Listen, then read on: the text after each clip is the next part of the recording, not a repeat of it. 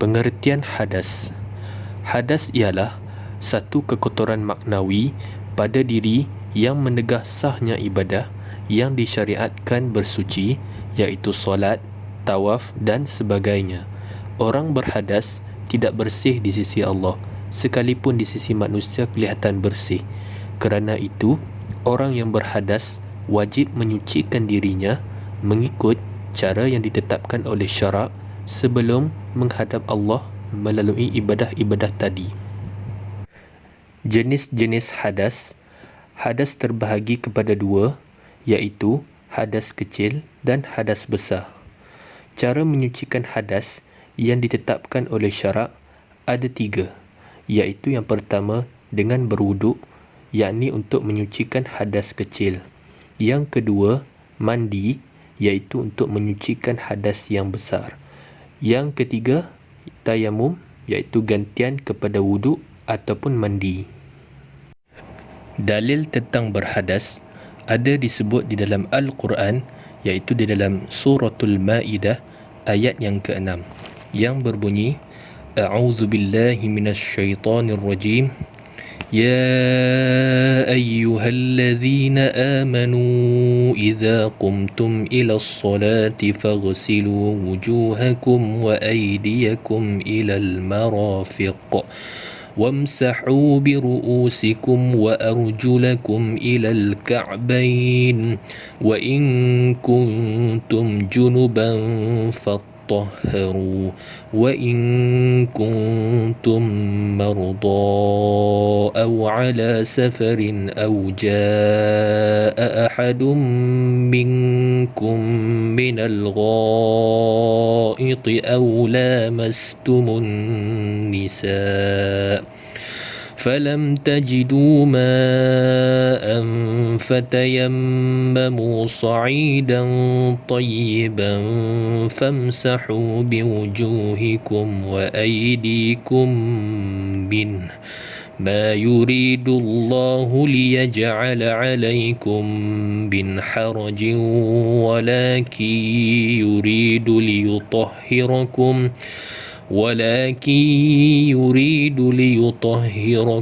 وليتم نعمته عليكم لعلكم تشكرون.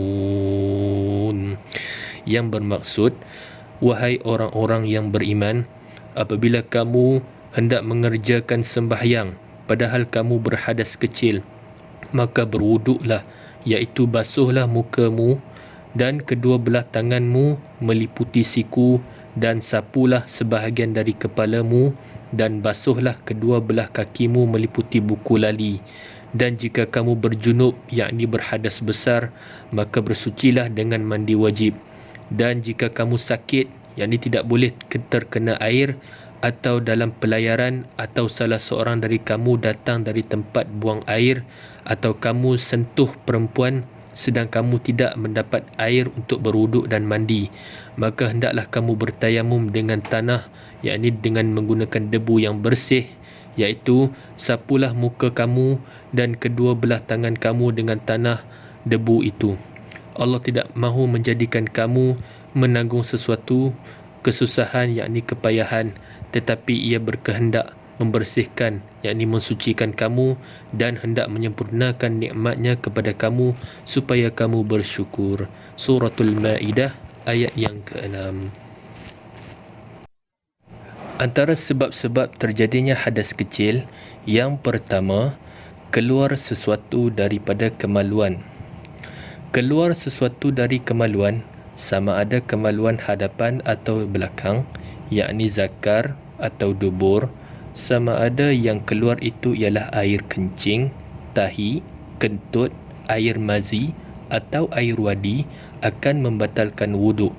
Ia telah disepakati oleh sekalian ulama berdalilkan ayat Allah yang bermaksud, dan jika kamu sakit, yakni tidak boleh kena air, atau dalam permusafir, atau salah seorang dari kamu datang dari tempat buang air, atau kamu bersentuhan dengan perempuan sedang kamu tidak mendapat air untuk berwuduk dan mandi, maka hendaklah kamu bertayamum dengan tanah, yakni debu yang bersih dan suci. Suratul Ma'idah ayat yang ke-6. Ungkapan atau salah seorang dari kamu datang dari tempat buang air di dalam ayat tersebut bermaksud selepas kencing ataupun buang air besar, yakni apabila seseorang dari kamu selesai dari kencing ataupun buang air besar, hendaklah ia mengambil wuduk. Jika tidak ditemui airnya, hendaklah ia bertayamum. Yang kedua, tidur. Tidur membatalkan wuduk. Berdalilkan sabda Nabi SAW yang bermaksud mata adalah pengikat punggung, yakni dubur. Maka sesiapa yang tidur, hendaklah ia mengambil wuduk. Riwayat Imam Ahmad, Abu Daud dan Ibnu Majah. Menurut mazhab Imam Asy-Syafi'i dan juga Abu Hanifah, tidur yang membatalkan wuduk ialah tidur nyenyak yang tidak tetap kedudukannya. Adapun tidur yang tetap kedudukannya, maka ia tidak membatalkan wuduk. Yang dikatakan tidur yang tetap kedudukan ialah tidur sambil duduk dalam keadaan punggung rapat ke tanah, iaitu tidak beralih ke kanan atau ke kiri. Bagi ulama-ulama mazhabul Imam Syafi'i dan juga Abu Hanifah, bukan semata-mata tidur itu yang membatalkan wuduk, akan tetapi kebimbangan akan keluarnya sesuatu dari dua jalan, iaitu kubul atau dubur ketika tidur itu. Tidur yang tetap kedudukan, tidak ada kebimbangan akan keluarnya sesuatu dari kubul atau dubur kerana papan punggung rapat ke tanah. Oleh itu, ia tidak membatalkan wuduk. Adapun tidur yang tidak tetap kedudukannya, kebimbangan itu ada. Oleh itu, ia membatalkan wuduk. Yang ketiga, hilang akal ataupun gila. Hilang akal dengan sebab mabuk, gila, pitam, termakan ubat yang memabukkan atau sebagainya. Hal ini telah disepakati oleh sekalian ulama kerana berdalilkan kepada hadis tentang tidur di atas, di mana kebimbangan akan keluarnya sesuatu dari dua jalan, iaitu kubul atau dubur, ketika seseorang itu gila, pitam atau mabuk lebih kuat dari ketika ia tidur. Maka jika tidur boleh menyebabkan batalnya wuduk, maka lebih-lebih lagi hilang akal. Yang keempat, bersentuhan kulit antara lelaki dan perempuan. Berlaku sentuhan kulit antara lelaki dan wanita yang bukan mahram membatalkan wuduk. Berdalilkan firman Allah Subhanahu wa taala di dalam suratul Maidah ayat yang ke-6 yang bermaksud, dan jika kamu sakit, tidak boleh kena air atau dalam musafir atau salah seorang dari kamu datang dari tempat buang air atau kamu bersentuhan dengan perempuan sedang kamu tidak mendapat air untuk berwuduk dan mandi, maka hendaklah kamu bertayamum dengan debu tanah yang bersih. Menurut mazhab Imam Syafi'i, semata-mata berlakunya sentuhan dan tanpa berlapik akan batallah wuduk sama ada sentuhan dengan syahwat atau tidak. Mengikut mazhab Imam Abu Hanifah pula, bersentuhan tidak membatalkan wuduk kecuali yang membabitkan alat kemaluan, iaitu zakar dan faraj, iaitulah bersetubuh. Adapun semata-mata bersentuhan tidaklah membatalkan wuduk.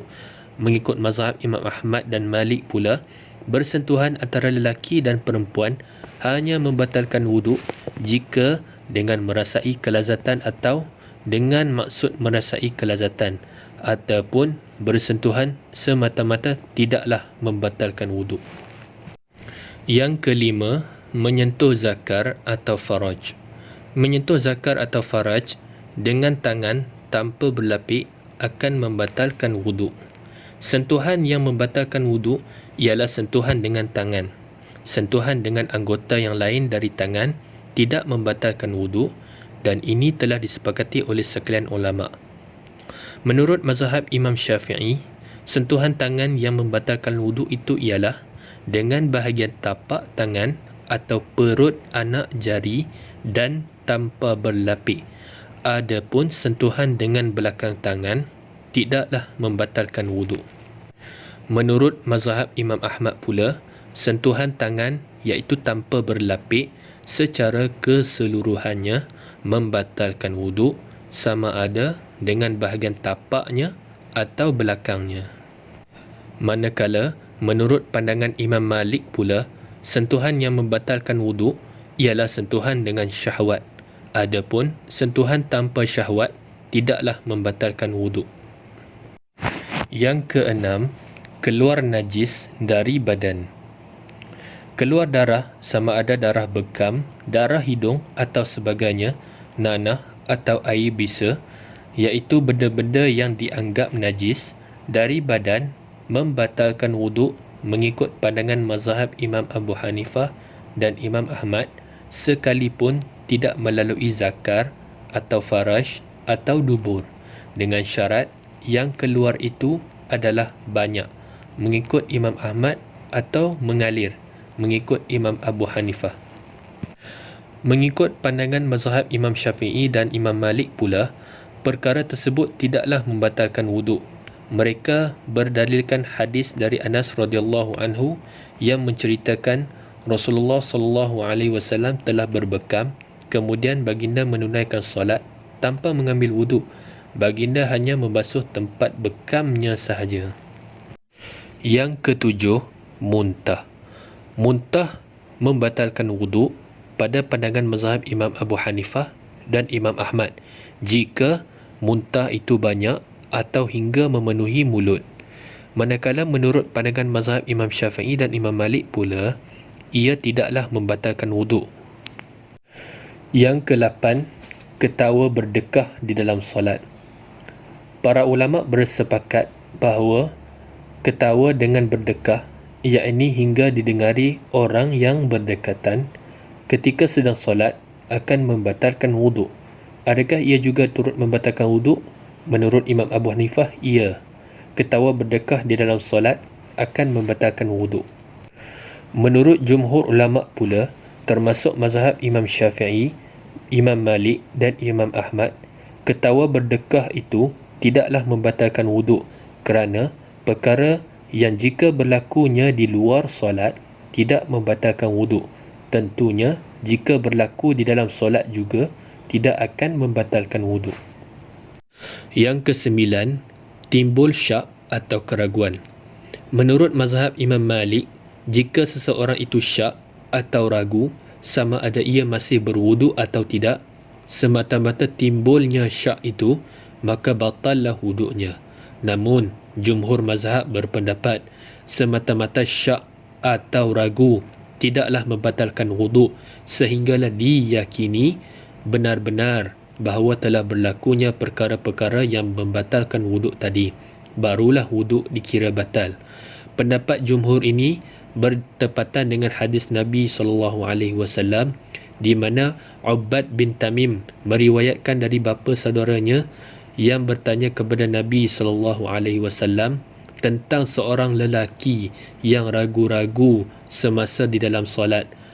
Adakah keluar dari punggungnya sesuatu atau tidak? Nabi menjawab, janganlah ia keluar dari solatnya sehinggalah ia terdengar bunyi kentut atau mendapati keluar angin. Riwayat Imam Al-Bukhari dan Muslim. Yang ke-10, memandikan mayat. Orang yang terlibat secara langsung memandikan mayat batal wuduknya menurut mazhab Imam Ahmad. Adapun mazhab-mazhab lain, ia tidak membatalkan wuduk.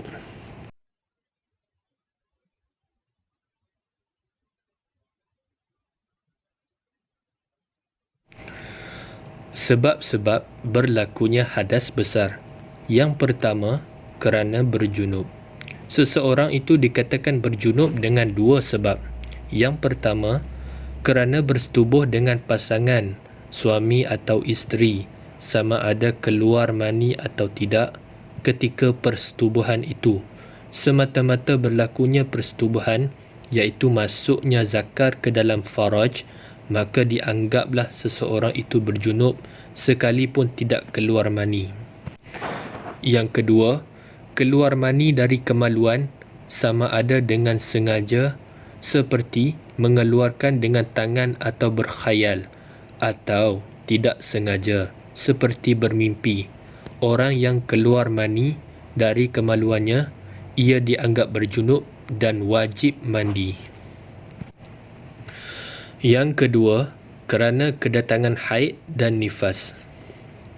Wanita yang kedatangan haid dan nifas adalah berhadas besar dan wajib mandi apabila kering darahnya sebelum ia diharuskan menunaikan solat dan bersetubuh dengan suaminya. Ini berdalilkan ayat Al-Quran di dalam surah Al-Baqarah ayat 222 dan hadis dari Sayyidatina Aisyah radhiyallahu anha yang menceritakan Fatimah bin Hubaisyah radhiyallahu anha menghadapi masalah istihadah. Lalu Rasulullah sallallahu alaihi wasallam berkata kepadanya, bila datang haid, tinggallah solat, dan apabila ia berlalu, yakni tempoh haid kamu tamat, maka mandilah dan tunaikanlah solat. Riwayat Imam Al-Bukhari. Walaupun ayat Al-Quran dan hadis di atas hanya menyebut tentang haid, namun dikiaskan kepadanya nifas kerana ia adalah haid yang terkumpul. Telah ijma' para ulama' bahawa wanita yang nifas adalah umpama wanita yang haid dalam segenap hukum hakamnya. Tegahan syarak ke atas orang yang berhadas kecil. Yang pertama, mengerjakan solat. Telah disepakati oleh sekalian ulama bahawa orang yang tidak berwuduk haram mengerjakan solat, sama ada solat fardu, solat jenazah atau solat sunat. Dalilnya ialah sabda Nabi SAW, Allah tidak menerima solat seseorang dari kamu jika ia berhadas sehinggalah ia mengambil wuduk. Riwayat Imam Al-Bukhari, At-Tirmizi dan Ahmad. Termasuk dalam pengertian solat ialah sujud tilawah, sujud syukur dan khutbah Jumaat mengikut pandangan jumhur atau majoriti ulama. Menurut Ibn Hazm, tidak mewajibkan wuduk untuk melakukan sujud. Sujud tilawah tidak dapat dianggap sebagai solat kerana yang dikatakan solat itu ialah yang mempunyai rakaat, iaitu 1 atau 2 rakaat. Padahal membaca Al-Quran tidak mempunyai rakaat. Oleh kerana ia bukan solat, maka harus dilakukan tanpa wuduk, malah harus dilakukan oleh orang berjunub dan wanita yang sedang haid dan nifas, dan begitu juga harus menghadap ke arah lain dari qiblat. Hukumnya sama seperti hukum berzikir dan tidak ada beza di antara keduanya. Yang kedua, mengerjakan tawaf. Tidak harus tawaf melainkan dalam keadaan berwuduk kerana sabda Nabi SAW yang bermaksud, sesungguhnya tawaf mengelilingi Baitullah iaitu Kaabah adalah solat. Maka apabila kamu mengerjakan tawaf, hendaklah mengurangkan bercakap. Riwayat Imam Ahmad dan An-Nasai. Dalam hadis ini, Rasulullah menyamakan tawaf dengan solat. Oleh yang demikian, diwajibkan seseorang itu berwuduk untuk mengerjakan tawaf sebagaimana diwajibkan untuk solat. Yang ketiga, menyentuh mushaf Al-Quran dan membawanya. Menurut jumhur ulama, wajib berwuduk untuk menyentuh mushaf Al-Quran atau membawanya kerana Nabi SAW bersabda, jangan menyentuh Al-Quran melainkan orang yang suci. Riwayat At-Tabrani.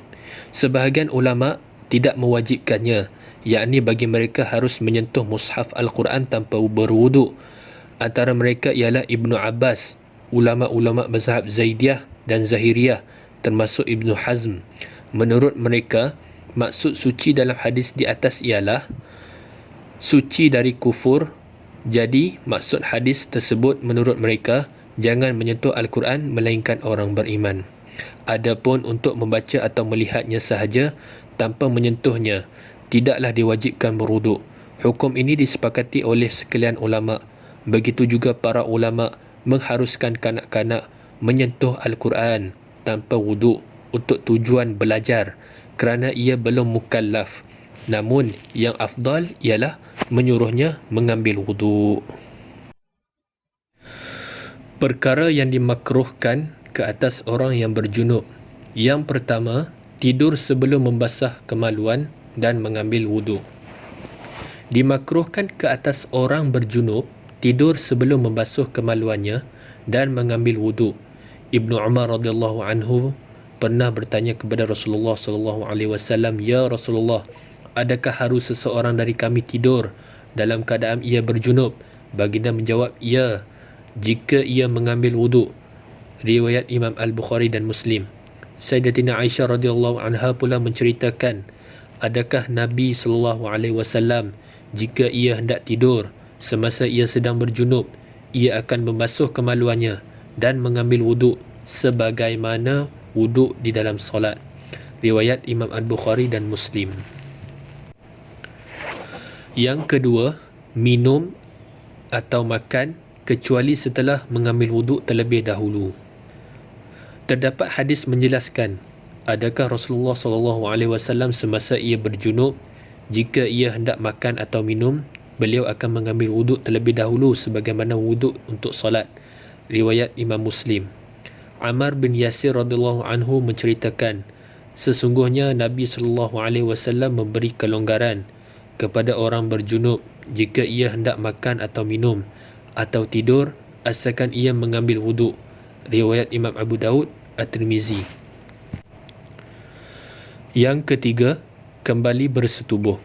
Orang yang berjunub makruh untuk kembali bersetubuh, sama ada dengan isteri yang sama atau isteri yang lain, kecuali setelah mengambil wuduk terlebih dahulu. Diriwayatkan oleh Abi Sa'id Al-Khudri radhiyallahu anhu bahawa Nabi sallallahu alaihi wasallam bersabda, jika seseorang dari kamu telah mendatangi isterinya, yakni mensetubuhinya, kemudian ia ingin kembali bersetubuh, hendaklah ia mengambil wuduk di antara keduanya, iaitu di antara dua setubuh itu. Riwayat Imam Al-Muslim. Tegahan syarak ke atas wanita yang kedatangan haid dan nifas. Yang pertama, puasa. Wanita yang sedang haid dan nifas ditegah untuk berpuasa, termasuklah puasa Ramadan, jika darah haid atau nifas itu datang ketika ia sedang berpuasa, maka batallah puasanya. Manakala bagi puasa Ramadan, wajib ia menggantinya pada bulan yang lain. Yang kedua, bersetubuh dan beristimta' dengan suami pada batasan antara pusat hingga lutut. Haram seorang lelaki mensetubuhi isterinya pada farajnya ketika ia sedang haid atau nifas. Pengharaman ini disepakati oleh sekalian ulama. Pengharaman mensetubuhi isteri yang kedatangan haid dan nifas ini berterusan hinggalah selepas mandi wajib. Jika darah haid atau nifas telah kering namun belum dilakukan mandi wajibnya, tidak harus suami mensetubuhinya. Kesimpulannya, suami hendaklah menunggu hingga isterinya mandi wajib, barulah ia harus mensetubuhinya. Begitu juga haram beristimta' ataupun berseronok dengannya pada kawasan di antara pusat dengan lutut, sekalipun tanpa bersetubuh, mengikut pandangan jumhur ulama termasuk Imam Abu Hanifah, Imam Malik dan Imam Syafi'i. Menurut sebahagian ulama, antaranya Imam Ahmad, yang diharamkan hanyalah mensetubuhi farajnya sahaja. Adapun beristimta' sahaja tanpa bersetubuh tidaklah diharamkan, termasuklah di kawasan antara pusat dan lutut, cuma dimakruhkan sahaja di kawasan tersebut. Adapun beristimta' dengannya pada bahagian lain dari kawasan antara pusat dan lutut, atau sekadar mencium, memeluk, menyentuh atau sebagainya, hukumnya adalah harus dan halal dengan sepakat para ulama. Yang ketiga, dijatuhkan talak ke atasnya. Diharamkan suami menjatuhkan talak ke atas isterinya semasa ia sedang haid atau nifas, kerana ia akan memanjangkan iddah. Tegahan ini berdalilkan hadis dari Abdullah bin Umar radhiyallahu anhu yang menceritakan bahawa dia telah menceraikan isterinya semasa isterinya sedang haid. Lalu bapanya iaitu Sayyidina Umar radhiyallahu anhu mengadu kepada Rasulullah sallallahu alaihi wasallam. Rasulullah lalu berkata kepada Umar, perintahkanlah Abdullah supaya rujuk kembali isterinya, Kemudian, jika ia mahu menceraikan isterinya itu apabila ia telah bersih dari haidnya atau ketika dia hamil. Riwayat Al-Jam'ah. Maksud najis. Najis bermaksud kekotoran yang menghalang sahnya solat, yakni tidak sah solat jika terdapat pada pakaian atau badan atau tempat solat. Pada dasarnya, setiap benda yang ada di alam ini ada suci dan tidak najis kecualilah perkara-perkara yang telah dinyatakan oleh syarak sebagai najis. Selagi tidak ada nas atau dalil syarak menjelaskan bahawa sesuatu itu najis, maka ia kekal dengan hukum asalnya iaitu suci dan bersih.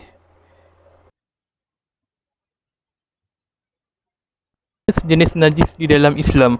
Terdapat 3 jenis najis dalam Islam, iaitu yang pertamanya najis mukhaffafah, iaitu najis ringan. Najis mukhaffafah ialah air kencing bayi lelaki yang berumur kurang daripada 2 tahun dan hanya meminum susu ibunya. Dengan kata lain, bayi lelaki itu belum makan sebarang makanan lain seperti berjirin, susu lembu, buah-buahan dan kelukus, sama ada banyak atau sedikit.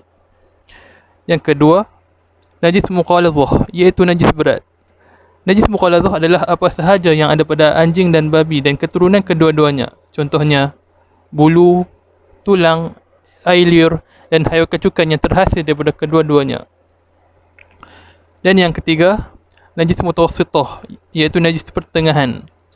Najis mutawassithah adalah najis yang selain najis mukhaffafah dan najis mukhaladzah.